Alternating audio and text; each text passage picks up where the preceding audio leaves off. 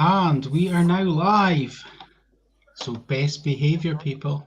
Good evening, everyone. And what goes on in chat before we go live stays in chat before we go live. Yes, welcome to the Para Experience for a chat tonight with psychic medium Kimber Hughes. Good evening, Kimber. Hiya. You all right? Hiya. Thank you for having me. You're welcome. Thanks for joining us. And obviously we've got the usual gang, Jason, Anna and Joanna. Joanne. I'm calling you Joanna. Everyone does. That's because I was watching William Becker's.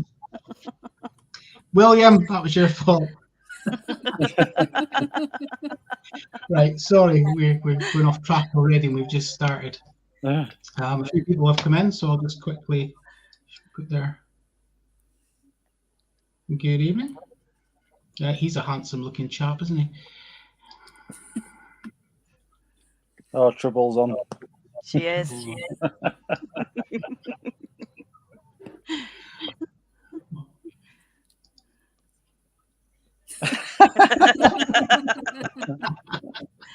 Thanks. Doobie duck. So, Kimber, we'll get started with the questions, and we'll start at the beginning. Can you tell us a bit about yourself and how you first discovered your talent for mediumship and what your first encounter with spirit was like? It's always fun talking about first encounters. So yeah, I'm psychic medium and I do readings and Reiki, and I do a lot of development classes and psychic nights. My journey has been very up and down with spirit. As early as I can remember, 5 years old, I think. Always just knowing that somebody was in the room and calling my mum and crying, and "Mum, there's someone sat on the chair," or seeing people sat on my bed and things like that. And to be honest, I think I didn't sleep for 17 years because I was so petrified. I wasn't aware that it wasn't something that was normal. If you ask my friends, they'll tell you about all the nights that they've had to sit up hugging me as I'm crying my eyes out, going, "There was someone going over me." But no, then when I was about 17, I decided that something wasn't sitting quite right and there must be something about it. So I decided to find a spiritual class, and it kind of went from there. Within a few months, I started doing readings. But yeah, there's been a lot of scary encounters. I can't lie about that. Thank you. I think there's a couple more. Hi, Tasha. That's one of my lovely ladies that I've done readings for. Tasha. I think your story's quite common in that quite a few mediums I've spoken to have kind of had a difficult kind of wrestle with it in their younger years, not sure whether it's right or wrong or they're crazy or not. Yeah. I definitely got tired of being crazy growing up. I've had a few people since school saying, "I knew there was something about you. You were always different," and I'm like, thanks for that. But yeah, everybody knew there was something going on. There were times that I'd be sat there and I'd be like looking off into the distance as if I'm having a conversation, and I wouldn't even realise. And then I'd be like, "Oh, oops." But that's become normal now. Everybody expects it. So kind of going on from that, like, what was your journey, or like what training did you undertake to improve your skills, to like help you understand what you were actually going through?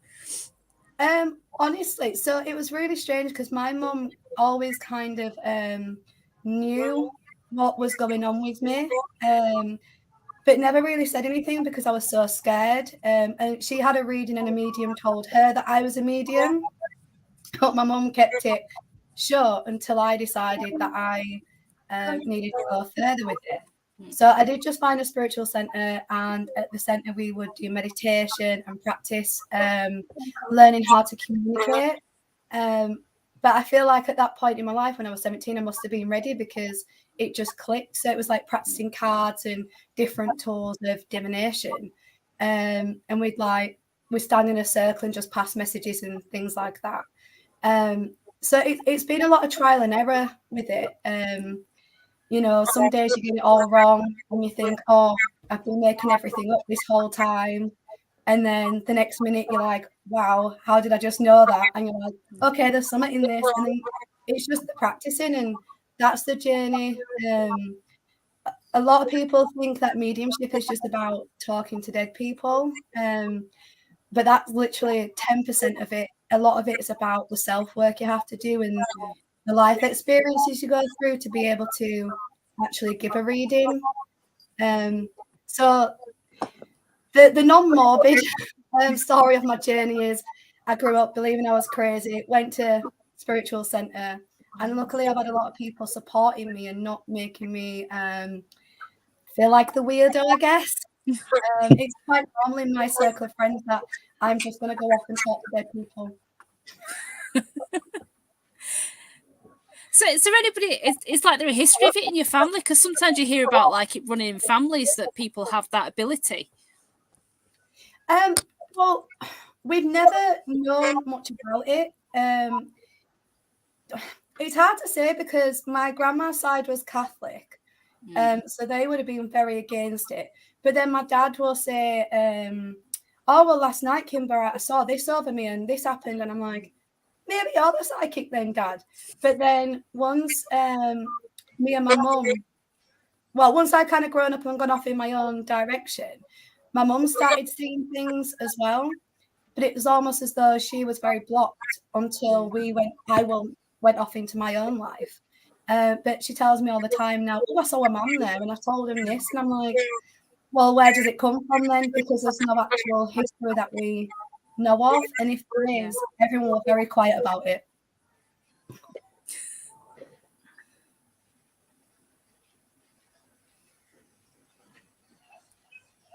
My question. I'm going to get it up now. So who is your spirit guide or guides, and how did you encounter them? So this might be a bit long-winded because I have a belief that you do not have to know who your spirit guides are. Whether you know who they are or not, they will do the job that they are supposed to do. Something that I kind of teach in development is people focus on who their guides are and what they look like too much.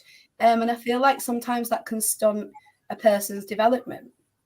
So I do know who a couple are, or at least a small snippet of what they look like. My first encounter with one of them, oh no, I lie, sorry. No, I'm changing my story, sorry. So I grew up, I was like, that's not my first encounter. So I grew up, when I was a child, we were at a market and I bought this big blanket rug.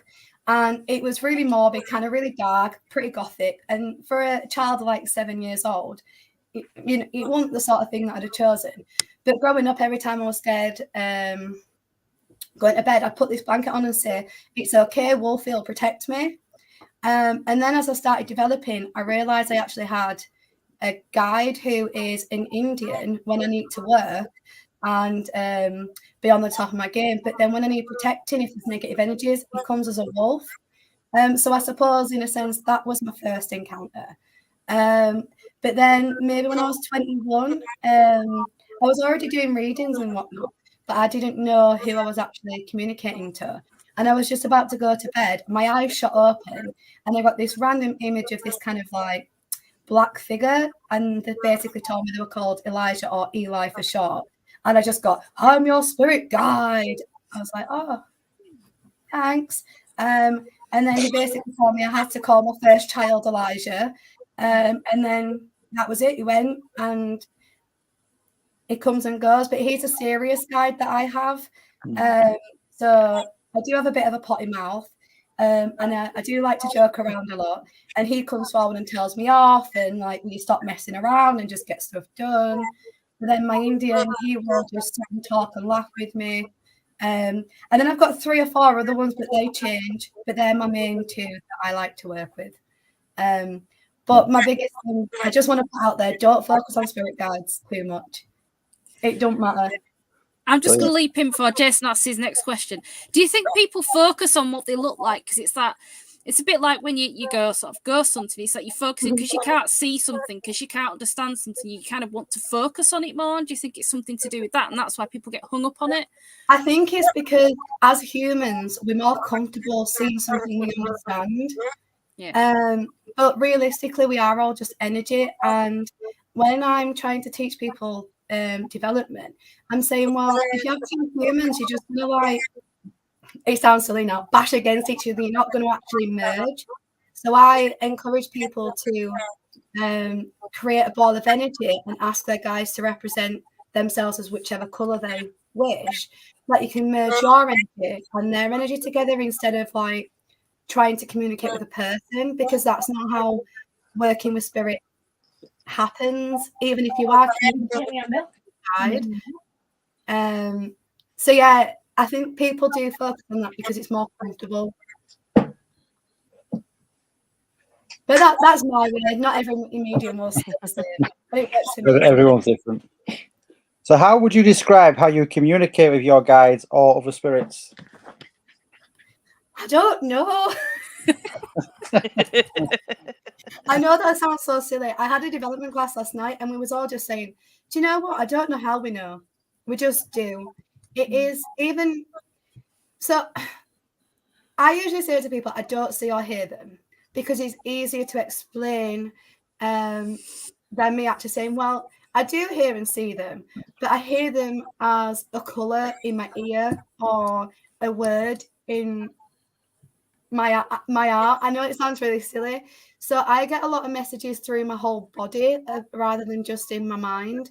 I have some spirits who will just push the words right out of my mouth, and they're the ones that usually get me into trouble because I have no idea what I'm going to say.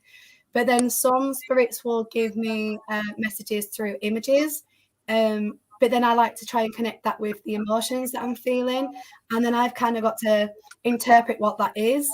And then others you can hear as a voice kind of outside your head, but then some sound like your own voice in your head.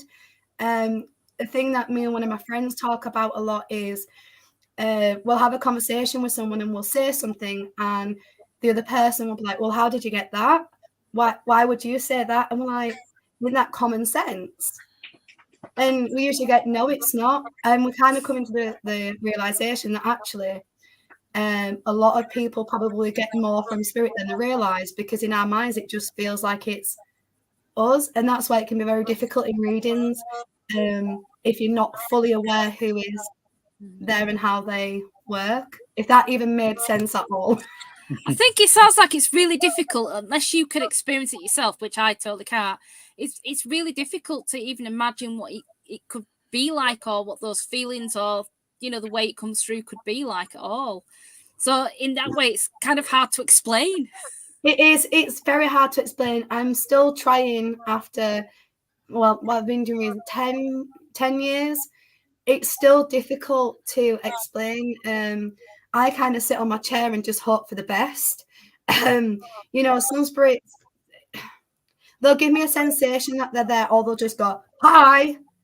And to explain that from something that you can't see, it is really difficult to explain. But this is where I kind of like to go to star signs. I'm a Pisces, so I feel everything through emotion, absolutely everything. So I feel like I'm pretty down on the whole feelings thing. But I don't think it's hard to explain. Yeah. It's one of those that could go on forever. Yeah.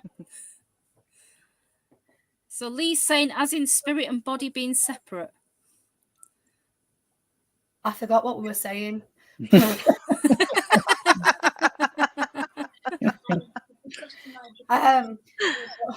What's the context of the question again? Hang on, where are we? I thought, how would you describe how you communicate with your guides or other spirits? As in spirit and body being separate. I still don't. I think that is how your body. You said, because you can't really explain how you see them. It's through your body and whatnot. Right. Yeah. So I don't even know where to start on that one. So I'm trying to find a really simple way. So if I get a male spirit come to me, I get a tap on this shoulder. If I get a female spirit come to me, I get a tap on that shoulder. If they would have had problems with the lungs, I'll get a sensation in my lung. Oh, see, I'm answering a different question, but I'm still going to carry on with what I'm saying, and then I'll answer that. But yeah, so if they've got problems with the lung, I'll start feeling the sensation or not being able to breathe, or if they had something wrong with their head, I get certain sensations. But if certain feelings, like emotions, mean certain messages to me, but I've kind of gained that knowledge over experience through readings, that even like when I burp, that means somebody had a heart attack. So I sometimes have to apologize in readings when I'm sat there burping. I'm like, I'm so sorry, I'm not being rude. But no, I don't see the body as such. Sometimes you can get like an image in your mind, like as if you're looking at a photograph, to give you a kind of idea of what they look like. But very few spirits show me personally what they look like. I might just get a few words that go, brown hair, tall, old. And I'm like, oh, that's really helpful. I feel like that. I always look to my side as well, because that's where they come in. But I'm like, yeah, that's really helpful. Everybody could fit that description. And then you have to try and get more. So then they'll show me through my own body. If they're a bit larger, I'll start feeling like I'm a bit bigger and things like that. But I don't see the bodies or anything as such. Only if I'm in ghost walks. If I'm doing the ghost hunting, because I don't want to actually connect with them. I just want to know who's there. No, thank you.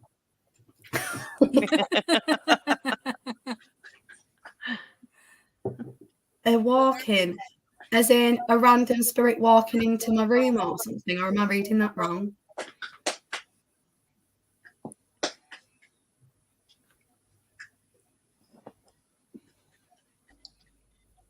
We'll see if Mike can reply back to that, what he actually means by that.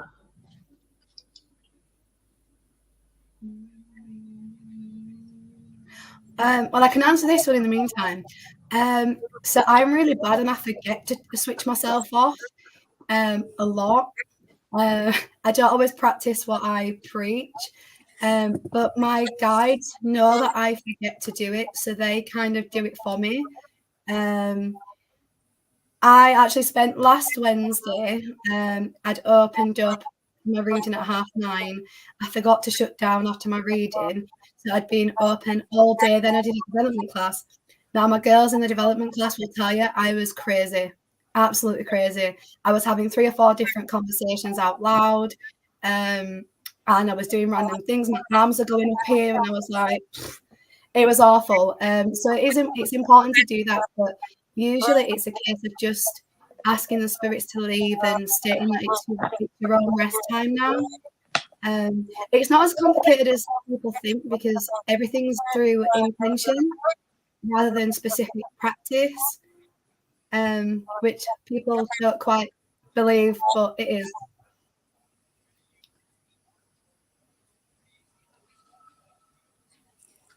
Has Mike come back yet?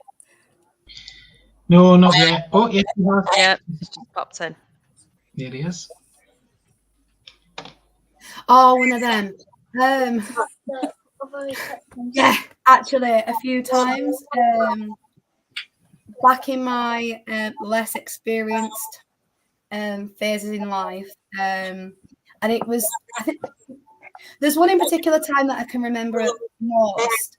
Oh no, they're all flooding in now. I'll go with the first one. I was at Kimber Castle in Scotland, and it was one of the most amazing places I've been. And I started getting angry at everybody, and I started feeling lightheaded. And I started storming around this castle on my own. Now, I've always been a bit of a wimp.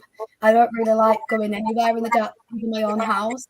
But I was just pacing and storming through, and I was shouting at all these people that had just come for the ghost walk. And I ended up walking in the pitch black around Kimber Castle, on the outside as well. and there was a situation I tried to get back to my car so that I could kind of calm myself down and stop it from happening, because I just didn't want it to.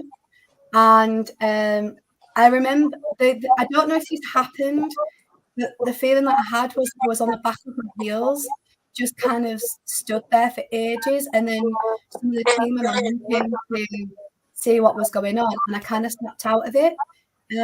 But I think that experience kind of set things into motion for learning how to not allow that to happen unwillingly. I haven't got around to doing it willingly yet. No thanks, not yet.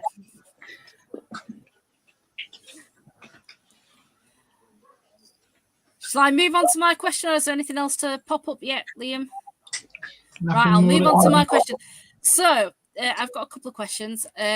First is, what advice would you give to someone who thinks they have this ability themselves? Is there any training you would recommend, or places that people can go to learn about it, or even books that you might recommend as well? I'm going to just knock the books thing on the head because I don't read books. Fair enough. Although you're speaking to a librarian. I know. That's why I went for books. I read lots of books, but Just not for a about, while. Yeah, not for a while. So the thing that I can recommend is everything is through meditation. Now, you don't have to meditate to work with spirit, but meditation allows you to become more aware of your own senses and you kind of become one with yourself. Regardless of how cheesy that sounds, it's about clearing the mind and allowing the pathway for the spirits to come in. Now, I don't meditate before I work.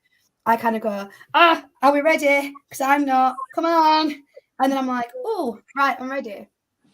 I get told off for that, though. I need to be better for my spirits. But yeah, everything's about meditation when you're first starting until you kind of set your own rules and boundaries and ways of working with the spirit. But like I say, it's about clearing your mind and getting yourself into gear with that. So it will be going to development classes. But something I was thinking about today, a lot of people continue to go to development classes because they think that they don't know what they're doing or they can't do it, but they're not really progressing. And I had advice when I was about 19, and I was told to leave all my circles, leave all my group, because I wasn't going to learn anything else from it. There's only so much you can be taught. Everything then has to come through actually doing it. So the advice was given that I should just go up and do readings full time. And then that's when it really actually started to develop. And that's kind of my advice to people as well. A lot of people are going to disagree with this, and I have done a lot in the past. But my biggest advice to somebody is not to read a lot about it. Learn about the different types of mediumship or the kind of different topics and subjects within spirituality. But my biggest thing is don't take somebody else's journey as your own. I made that mistake when I was developing. The medium I developed on would say that women were on her left side, and then men were on. So I kind of kept doing that. Oh, that must be how it is. And then I couldn't actually work out who I was talking to because I wasn't listening to my own self. Yeah. There's things like so like when I itch my nose in a reading, that usually means there's somebody trying to talk to me that I'm not picking up on. Yeah. But I've known other mediums that would say different to that. So it's about going on your own journey and just finding what's right for you and not saying, well, what this person or this story or this article that I just read says this, because that's, again, is what's going to stunt your growth. But once a person removes fear from, and it's silly, but once a person removes fear from being wrong, that's when they start to communicate and actually being right where spirit is concerned. But yeah, meditation. I went off again, didn't I? Well, I was going to say, I'm adding extra questions in here because I was like, got 2 questions, but now I've got to add more. So, like, is it like, what kind of meditation do you do? And like, just sort of from what you were just saying, then it's like, it's learning to listen to your own intuition. It's kind of like that thing where you most people go, no, I can't hear it. I'm not supposed to hear it. I'm not going to hear it. I'll block it.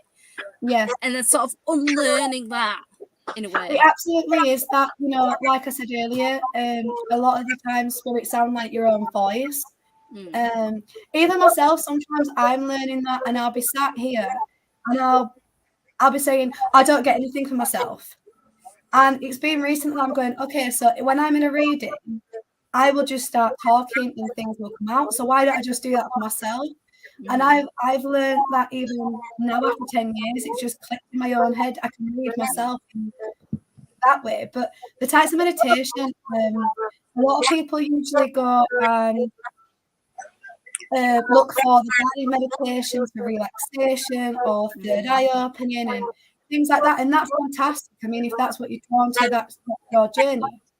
But I usually actually suggest to people, but maybe this is because it's worked for me, either having a sound on a music that you resonate with no guidance, and just allow your brain to go, because meditation isn't necessary. It's not about spirit. It's about, oh no, sorry, actually no, a lot of people get worried that the minds have to be blank for it, but that's not what meditation is. It's a bit about being able to control your mind in the right way. So I kind of is in, right, you're meditating, you've got this coming in, you've got that coming in, what shopping you're getting, and it's allowing those things to be there but not focusing on them. And then eventually that turns into spirit, and it's the same process. Allow them to be there, but don't focus on it, because then you're not going to get the messages. But I also encourage people just to do 5-10 minutes meditation to bring their attention to breathing, more breathing, because there's a lot of spiritual practices concerning breathing, which can help with that as well. So not to go for the generic meditations on YouTube.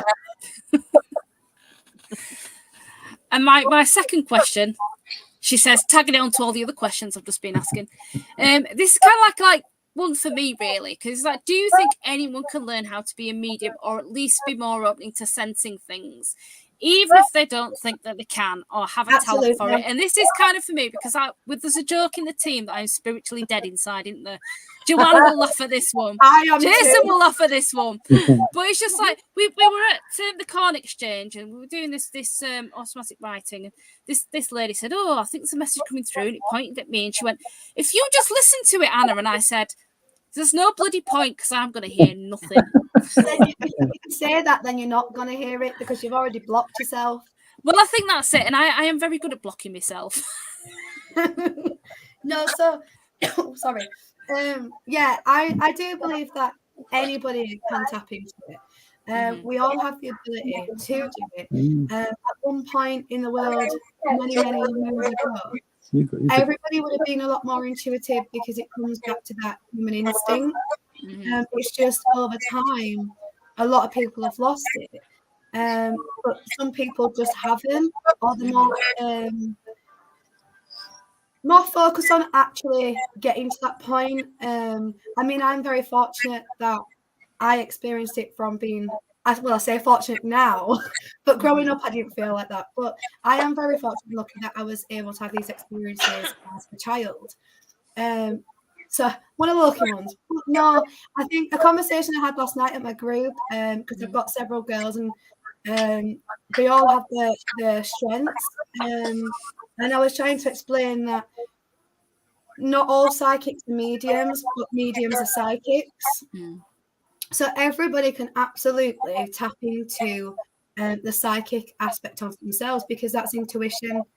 Everybody is intuitive. How many times do people say, oh, I just had a thought this person we're going to call, and then they call?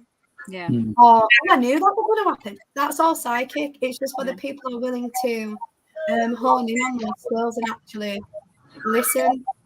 Well, I've kind of said to Jason this, because like I used to think things and be sort of scared of things. I was very scared when I first joined the dupe, and like I used to sort of think that I picked up on sensations, but because we kind of like go down the debunking route, and also I was proving a point that I'd become brave, I think I've just gone, right, I'm feeling nothing now. Nothing. But then, do you know, in those situations, you could just probably close your eyes, take a few breaths, and be more aware of what you, like, what sensations you're getting on your arms, or what were the instant thought that came into your head when you close your eyes. And that's, again, going back to, all the messages are here. Yeah. You know, everybody says, oh, well, I'm not getting out of my head. And I'm like, well, what did you feel in here? And they'll be like, oh, well, I felt sad. I'm like, well, isn't that a message in itself? Why are you feeling sad? Oh, I don't know. I found a minute ago. It's not you, is it? It's spirit. Do you know what I think it is for me personally? I think it's like that conquering of the fear thing. Mm-hmm. So from going from being quite a scaredy cat, which I wasn't I, Jason? I still am. Don't worry about it. I was very scaredy. So like now I'm like, well, I'm not going to be scared. Therefore, I'm not even going to be receptive. So it's kind of like you stop listening or stop feeling or stop being aware of your surroundings almost, because you're like, there's nothing here that I am going to be scared of, because I'm not. Absolutely. She did that in the Old Nick Theatre. What's that? She did that on a location called the Old Nick Theatre, where she was going to be very brave and walk off on her own, and then she got very scared. I think I did that at the same place, actually, when I was working one, and I had to be the brave one, being the medium working. I'm like, oh, no, I'm not doing it. But actually, there was a time when I'd only been doing readings for a couple of years. I just started doing them professionally rather than practicing. I think I might have been 18, you know. And one of the readings that I did were, it was actually, I think it was a spiritual lesson, but it was so vivid and morbid. I was seeing how this family had, not to be morbid, but burnt in this fire, and this woman had come for a reading, and I could smell it all, and I could feel it, I could see it all. I was practically in tears. And once that reading was done, I was just like, I can't do this anymore. I just cannot do it. And I was crying to my mum, and I just went, no, and I blocked it out for like maybe a year. I still kind of tried to practice going to the spiritual center, but I couldn't do readings for a couple of months, even to a year. So I stopped listening, even though the spirits were kind of there. I knew that I was, no, I'm not doing this. I can't keep doing this. And then they kind of told me that I had to. So I started doing readings again, but they stopped giving me the images so vivid. And then I've worked my way back up. So now I'm in a position where I'm like, you know what, I've seen a lot of stuff now. I think I can deal with it. But yeah, there's unpleasant experiences, even the fear that can stop all sorts. But you can do it. You can do it. Something I need to work on, I think. Absolutely.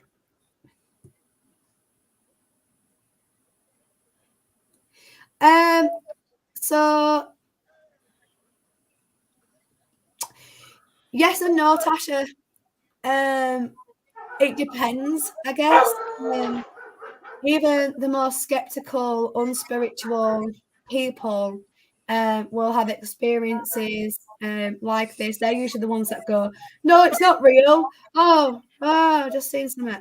Because they're too scared to admit that there's something else. But if you have things like that happen on a regular basis, and not just black figures, and you kind of getting that knowing or something or feelings, then I would say that there is that ability that's a little bit more advanced than not knowing it at all, if that makes sense. Like I say, everybody's got it. But unfortunately, to be a bit meaner, you might just be getting haunted. you might just have a friendly visitor. I mean, how else can I say that one? Ooh, he's behind you. Right, I'll stop asking questions now and pass over to Joanne. Oh. Hi, Joanna. Do you know? Sorry, Joanna. I think. Oh, right, sorry. just give me a second. She's off. She's off. Do you know? She's The giving the daughter's husband. decided she's decided that she wants to join us. Oh, she's there. Look. Bye. Oh, She's she's always there. cold. So, my question is, so you do run courses and training for people, so sort of like your classes and things. What do you have coming up, and can you tell us a little bit more about it? What's involved and how people can book and classes if you're interested? So at the moment, I'm running 2 courses, but they are closed courses at the moment. I don't have, well, right now I don't have the time or space to just have an open running class. I haven't got another one open as of yet, because I've got enough going on right now. My kids feel it on a Tuesday and Wednesday when I'm going, get up to bed. 6:30, I've got stuff to do. Get up. I don't think they could cope with another night of it. But no, in the classes, so I've got one beginners class going on and I've got one advanced class going on. So in the beginners, it's more just kind of being introduced to different tools of divination, whether that's angel cards, because I don't use tarot. I don't know anything about them, so please don't ask me. Things like pendulums, working with paper and sand, even water bottles with like glittering and things. I'm trying to think about, I'm on spot thinking of all the different stuff I do now. But just the basic kind of tools and things. But then in my advanced class, I mean, last night we did mirror work, we've done firework, working with just doing stand-up to get them to kind of learn how it is to just be on the spot with the messages. We've done a bit more on cards because that's what they wanted, but we're doing scribing. And next week, we have opened the bigger slot so that we can do the Ouija board for Halloween. But just a disclaimer right now, because I've just said that, please don't do the Ouija board unless you're with a professional and know what the hell they're doing. Sorry, I needed to put that there. So there's lots of different things, and I usually ask, because it's a closed group and there's only 4 of us, I have been asking if there's different things that people want to do. And there's times that I've got to class, I'm like, right, we're going to do this, and then we've ended up doing other things because it's kind of how the night's led. The advanced course that I'm doing, I've tailored to the girls because they did the beginners and now they're doing the advanced. And they wanted to try different things. And because it's Halloween next week, we have to shake it up a little bit. But I haven't, as of yet, got anything planned. I'm not sure. It might be next year at this point because there's a lot going on. And I've still got a few more weeks on the ones I'm doing. So we'll see. But it's all on my page. I'm always advertising and whatnot. Have I missed out on that question? Because I'm sure you asked more than that. So I'm going to ask you something a little bit out. I don't even know how to say this. The pendulum. Do you think that's like the Ouija board? Is because there's a lot of stigma around Ouija boards. Is the pendulum as bad, or is it not as bad? Do you think? I don't know. I've never thought of it like that. I don't know. I've only used them really for myself personally, if I've ever used them. I'm not using them with a board. So I usually ask the spirits to send it in the direction of yes, no, or don't know. And I just ask my own personal questions. So I don't necessarily use it as a way to open communication to all spirits. I'm not asking for I'll just do randos or anything major happen.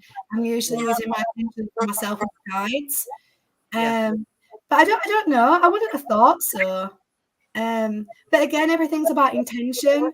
So I always advise people not to use the Ouija boards. And the people that I know, I'll say, if you're going to use one, ask me and we'll do it the right way. Because, if I do a Ouija board and I'm like, right, come on, guys, but my spirit say, no, you're not doing it, then I'm not doing it. And I've said to my girls next week, if the board's really, really active and we're having a great time, but then my spirit say, Kimber, close it down right now. I've sold them. I don't care if we're having fun. We're shutting it down. So that's why I feel that the safe to use for me. But there are a lot of people that use them very simply and they don't know enough about them.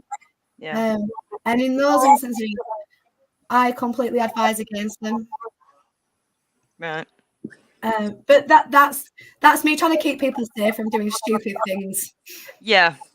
Because people have asked me about it, and they're saying, "Oh, I'm going to go home and I'm going to do one," and I'm like, "No, don't do one." No, don't. And if I you mean, do, don't come to me when you've got problems. this is the thing.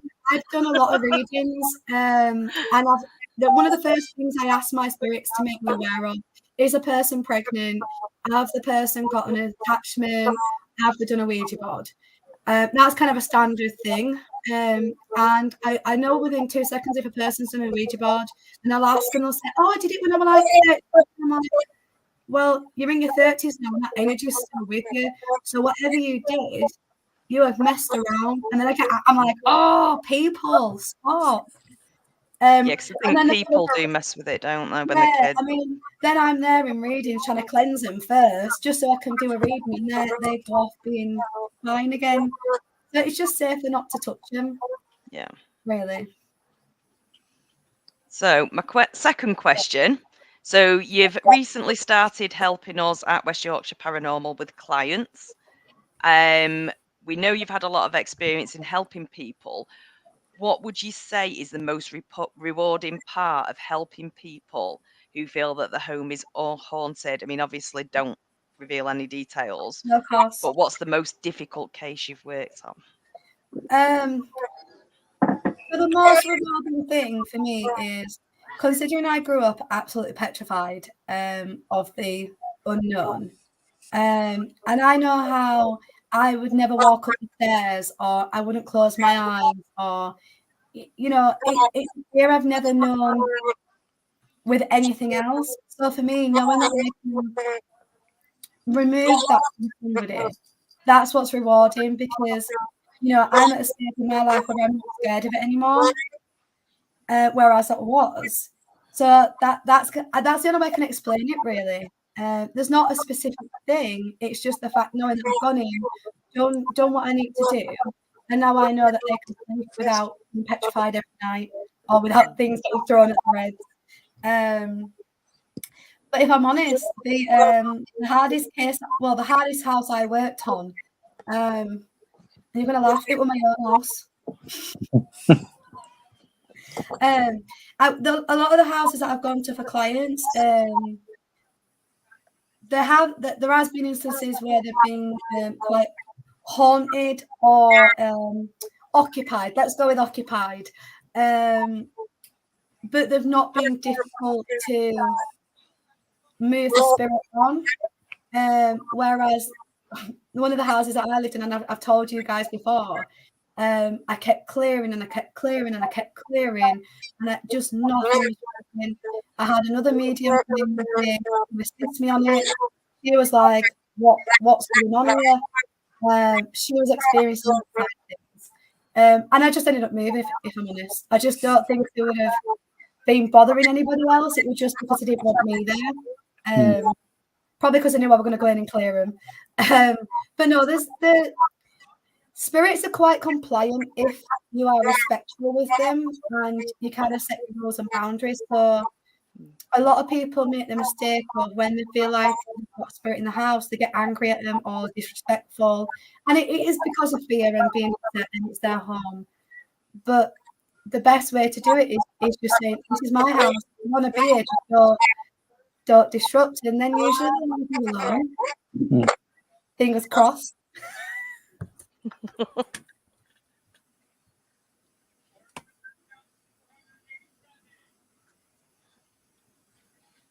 There you go. That's another answer for you, Angela. Got another one here from as well.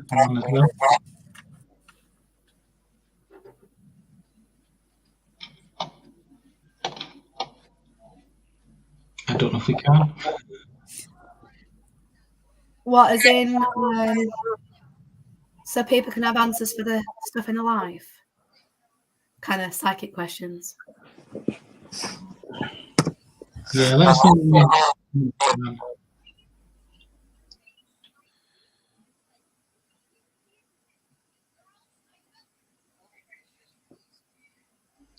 While we wait for an answer, who's up next? Those Right, well, questions. we went into, we haven't allocated questions for this, so let's have a look. Well, there's a question about like all the paranormal equipment. So like going on to like what we do, we get all the kit and stuff like that. What do you think about the use of kit? Do you know what? I love it. Do you know what? Even as a medium, and I can communicate with them, I still love to get the physical evidence as well.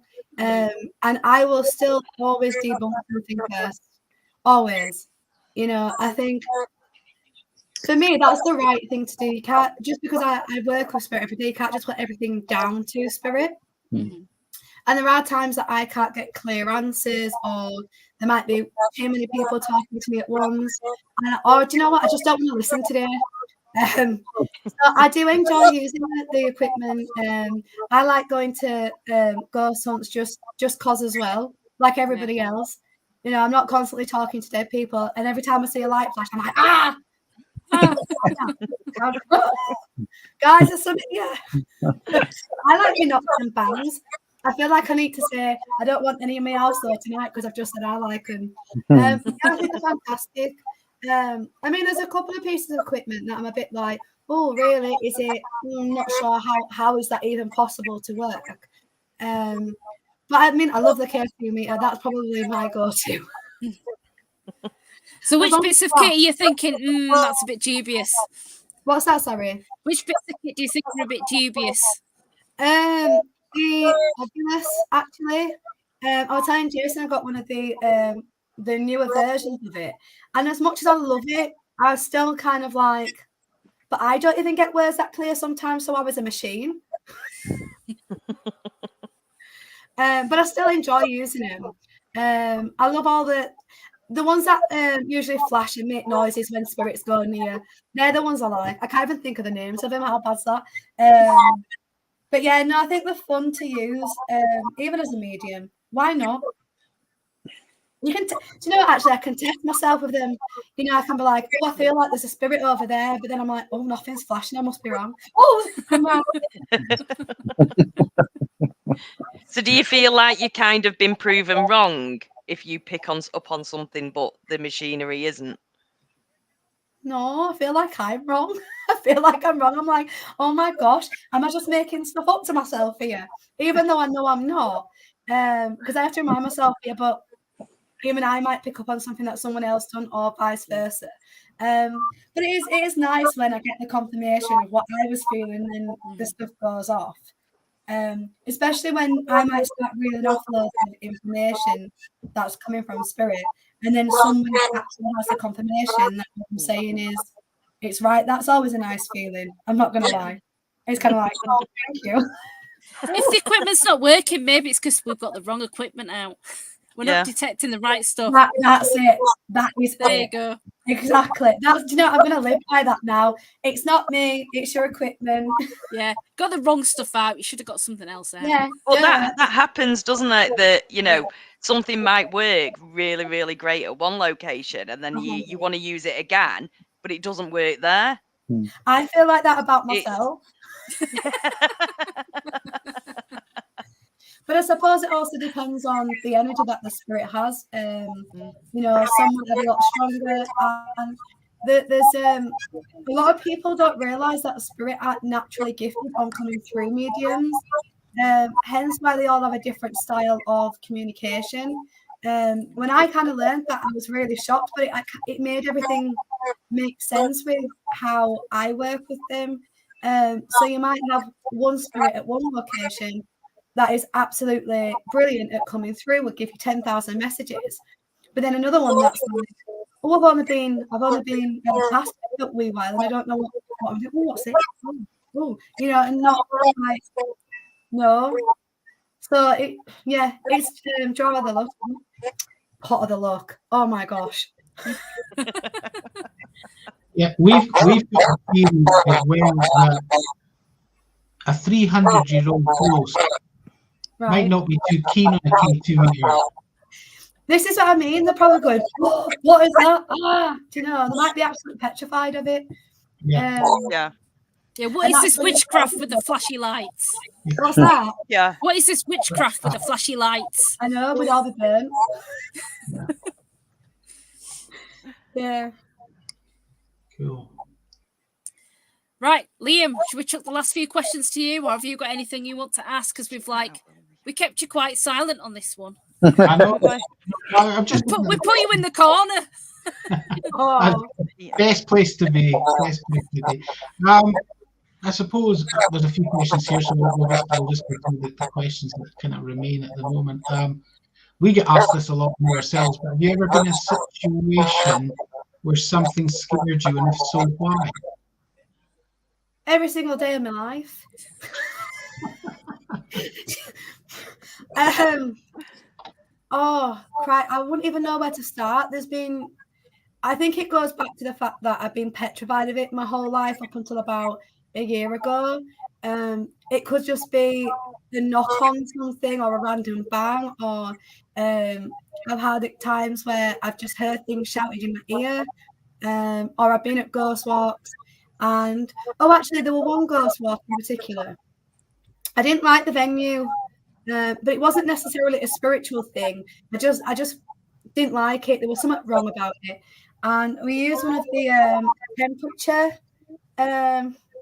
things. I can't even think what it is now. And I kept saying to my mum, "This ain't right. There's something really negative in here." And then on the temperature gauge, you could see an outline of exactly what I did not want to see. And I just said to my mum, "Do you know what? We need to go. We just need to go. I don't like it in here." But it wasn't a fear of something going to shout boo, or, the kind of jump factor. It was just, I can't even explain it, but that's one thing that has stuck with me my whole kind of adult life, and I would never want to go back again. But yet there was nothing else in that building that was doing or causing any form of activity. But as soon as I saw that, I was like, bye, gone, done. Yeah. Yeah. On the subject of locations then, where do you want to go? If you visit any location anywhere in the world, where would it be? Oh, there's so many. But do you know what? I've already mentioned it tonight. My absolute favourite location that I've ever been to was Kielder Castle. I have never seen a board move like it did. Things swinging, tables moving. You could hear voices all night. Everything was getting thrown everywhere. There were about 2 hours where it was absolute madness. And I've been on a lot of ghost walks, and you've done the board, or you've heard the knocks and the taps, and they're all, oh crikey, what's that kind of thing. But nothing like I've ever had at Kielder Castle. That would be if anyone said off you go now, I'd be like, well, can I go to sleep first, but then I'll go tomorrow. So are we all going to Kielder Castle now? It's been on our list for a while. I thought it was absolutely fantastic. Absolutely amazing. I mean, at one point we were doing table tipping, me and my mum, and it got, honestly, we didn't even have his fingers on the table at one point. It was just hitting our fingers. We just stood there, and it was just going back and forth. And I'm like, you know what? If you're a skeptic, tell me how that in spirit. How is a table tipping backwards and forwards, practically on its side and going back? I've never seen out like it myself. And obviously then I got possessed there nearly. She says like that's normal. Really? Yeah, that was the experience I was telling you about, walking around the castle in the dark. That's always fun to add to the resume. But no, that night actually, it was quite weird that night. A group of people were being really stupid on the Ouija board. They weren't even supposed to be on it. They were calling it evil. It was talking about the whole kill you kind of thing. And I walked over. There was about 40 people in front of me, all then panicking because I'm having a go at these people for what they're doing. And my mum then had to try and get this whole room of people to be quiet because I didn't quite have the that kind of courage to shout at 40 people. And then I'm there mid-ghost walk having to lecture everyone on why the Ouija boards are unsafe and why they shouldn't do that. That's when the possession started. And then I'm off running around, and then let's just say about 40 people got cleansed at the end of that night. So it's a good job you were there. What's that? Good job you were there.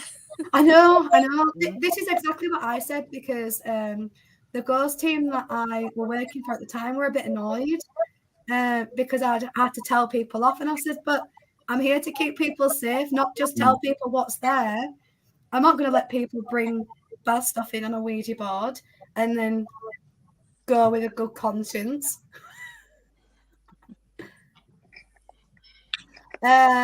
East Drive. Yeah. I've been there numerous amounts of times. So I've worked on every time I've gone there. But one time, there was actually never really an awful lot that happened there. I think they're kind of getting a bit annoyed, the spirits there, if I'm honest. They're kind of like, oh, here we go again. Oh, here we go again. There's a lot of history there that isn't public knowledge that I ended up getting confirmed. And I think has now become public knowledge. There were one night where the board was moving, and at 6 nights, that's the only night anything happened. And then another possession story, actually, because this is always fun. I was stood with my mum's friend, and she'll hate me for putting this out here because she still don't believe me, but I'm doing it anyway. She's not on Facebook, fine. I was stood near one of the corners, and I was aware that there was a male in spirit near me, and the heebie-jeebies, I was like, oh my gosh, no, don't even come near me. And I was doing the whole spiritual, trying to protect myself, go away, go away, go away. And I remember saying, you will not attack me, this is my body. And I told my mum's friend, and we started looking at my mum, who was on the bed, and she kind of displayed some random behaviour that night. But she was saying the same things that I was saying that were really aggressive. So as I told this spirit not to attach to me, we looked at my mum, was trying to film her because she was being weird, and then my friend's camera went off completely, just died, the usual. And then my mum started shouting at this other medium that was working, and she was effing and blind. My mum's not like that.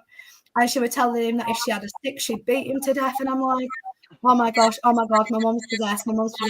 But she's on this like male voice. So I've tried to sort it out, and then she'll fine. And then she's like, oh, has something just happened? Like, what? And to this day, because we have no video proof of it, she does not believe it. She still thinks that we're winding her up about it. But that is there was only one night that something happened there. But it's a good location. You get to learn a few things. It's instead of half miles doing buckets, like Halloween buckets. Mm-hmm.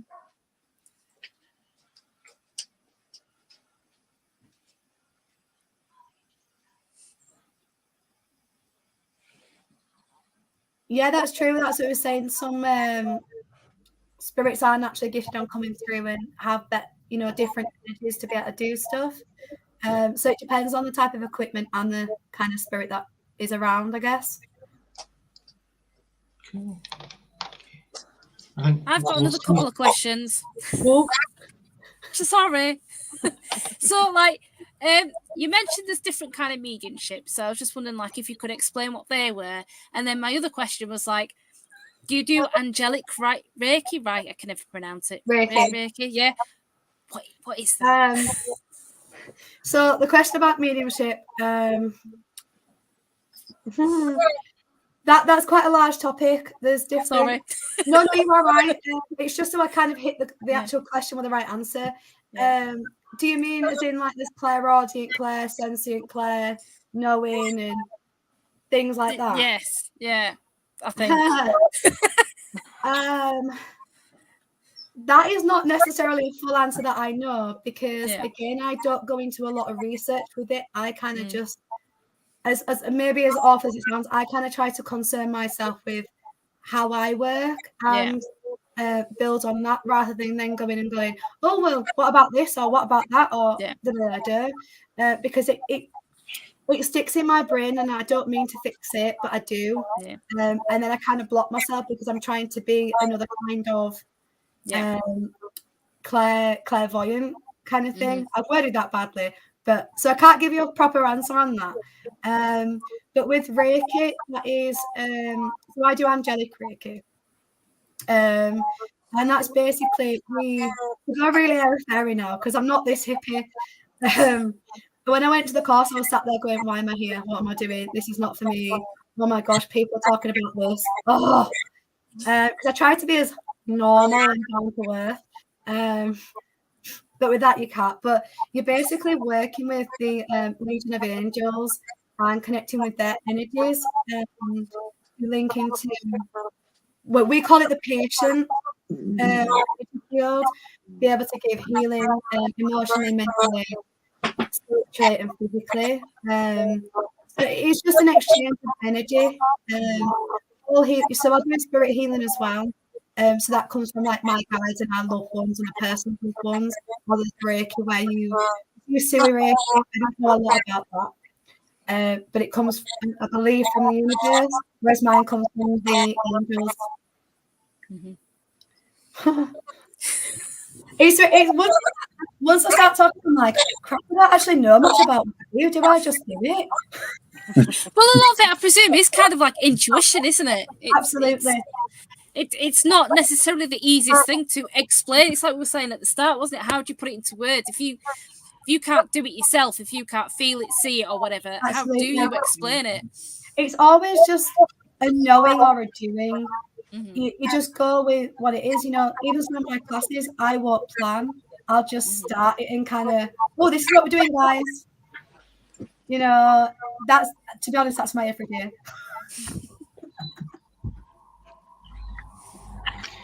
Well, we've come to the end of